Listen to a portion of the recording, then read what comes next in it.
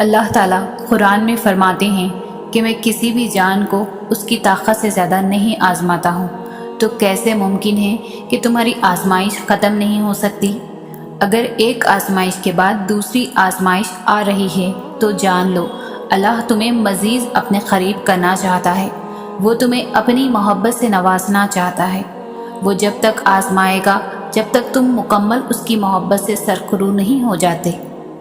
نہ جانے اس وقت کن کن لوگوں پر اللہ کی آزمائشیں ہوں، لیکن یقین کرو ایک بار آزمائش سے ہارنے کے بجائے اٹھنا سیکھو، خود کو مضبوط کر کے سب کچھ اللہ پر چھوڑ دو۔ حقیقت کو تسلیم کر کے اللہ کے کن پر یقین رکھ کر توکل کر کے تو دیکھو، پھر دیکھنا کیسے روح کے اندر تک سکون ہی سکون بھر جائے گا۔ دلوں کے حال اللہ بہتر جانتا ہے، اور تقدیروں کے کھیل بھی اسی کے ہاتھ میں ہیں، تو پھر کیوں مطمئن نہیں، کیوں سوچوں میں گھیرے ہوئے ہو، کیوں اس کی بادشاہت پر یقین نہیں، کیوں اس کے فیصلوں پر راضی نہیں؟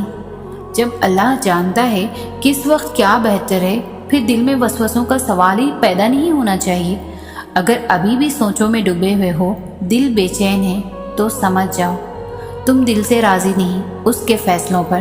صرف زبان سے کہہ دینا توکل نہیں ہوتا، بلکہ زبان کے اقرار سے پہلے دل سے راضی ہونا توکل ہوتا ہے۔ آزمائش ایک طرح سے آپ کو مضبوط کرنے کے لیے بھی آتی ہے، جو کہ بہت ضروری ہوتا ہے۔ اللہ جانتا ہے کہ بہت کمزور ہو آپ، اسی لیے انہی چیزوں کے ذریعے آزماتا ہے جو آپ کی من پسندیدہ ہوتی ہے، اور یقین کرو اسی آزمائش سے آپ اتنے مضبوط ہو جاتے ہو کہ کوئی آپ کو کچھ بھی بول دے آپ کو فرق نہیں پڑتا، کیونکہ آپ خود بھی مضبوط ہو جاتے ہو اور اللہ سے آپ کا رشتہ بھی مزید مضبوط ہو جاتا ہے۔ پھر آپ سب کچھ اللہ پر چھوڑ کر بے فکر ہو جاتے ہو۔ سورہ بقرہ کی آیت میں اللہ تعالیٰ فرماتا ہے، صبر اور نماز سے مدد حاصل کرو۔ تو دیکھو جب کوئی ایسی آزمائش آ جائے کہ کوئی راستہ نظر نہ آ رہا ہو، آپ کو حق پر ہوتے ہوئے بھی مشکلات کا سامنا کرنا پڑے، تو ایسے میں اپنا اللہ پر یقین اور پختہ کر لینا، فوراً اٹھنا، وضو کرنا، خشوع کے ساتھ نماز ادا کرنا اور اللہ سے مدد مانگنا کہ اللہ آپ تو جانتے ہیں میں سب کچھ چھوڑ کر صرف آپ کے لیے یہاں آیا ہوں۔ اب مجھے ثابت قدم رکھنا، مجھے اپنے نفس کے حوالے نہ کرنا، مجھے شیطان کے وسوسوں سے بچا لینا، میں ماضی کے گناہ میں پھر پڑنا نہیں چاہتا۔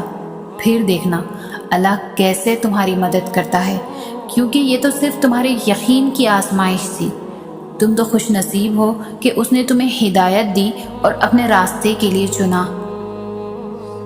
مایوس ہونا چھوڑ دے اور خود کو زیادہ پریشان کرنا بند کر دے۔ بس آپ اپنی طرف سے پوری کوشش کرتے رہیں، اپنے ارادے نیک رکھیں۔ آپ کا یہ سفر آپ کو تھکا بھی سکتا ہے اور آپ کو پریشان بھی کر سکتا ہے، لیکن پھر آہستہ آہستہ آپ کو چیزوں کی سمجھ آنا شروع آ جائے گی اور آپ اپنی منزل کو پا لیں گے۔ یاد رکھیں آپ کی زندگی بہت عمدہ ہے اور آپ بھی بہت عظیم ہیں۔ آپ فی الحال جن چیزوں کا تجربہ کر رہے ہیں وہ صرف آپ کی زندگی کی اگلی سطح پر لے جا رہی ہے۔ آپ بڑھ رہے ہیں، آپ بہتر بنتے جا رہے ہیں۔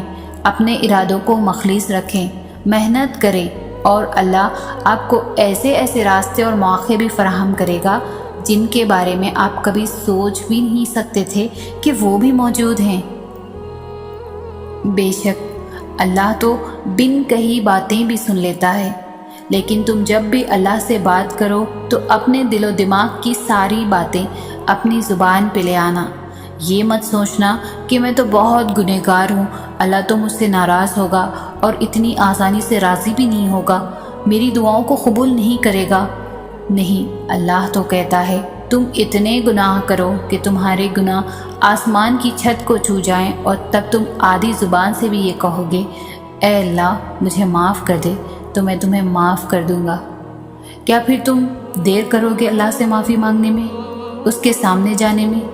جاؤ اور اپنے ٹوٹے ہوئے دل کو اس کے سامنے جا کے رکھ دو، اسے وہ سب باتیں بتا دو جو تمہارا دل توڑتی ہے، اس سے وہ سب مانگو جو تم چاہتے ہو۔ اللہ سے ہر اس چیز کی شکایت کرو جو تمہیں تکلیف دیتی ہے، پھر وہ اپنے ہی طریقے سے سب کو سبق سکھائے گا، ان سب کو تم سے دور کر دے گا جو تمہیں اذیت دیتے ہیں، اور تمہیں اس سب سے نواز دے گا جس کے لیے تم نے کبھی ہاتھ بھی نہیں اٹھائے ہوں، جس کے ملنے پر اگر تم ساری زندگی بھی سجدے میں گزار دو تو بھی کم پڑ جائے۔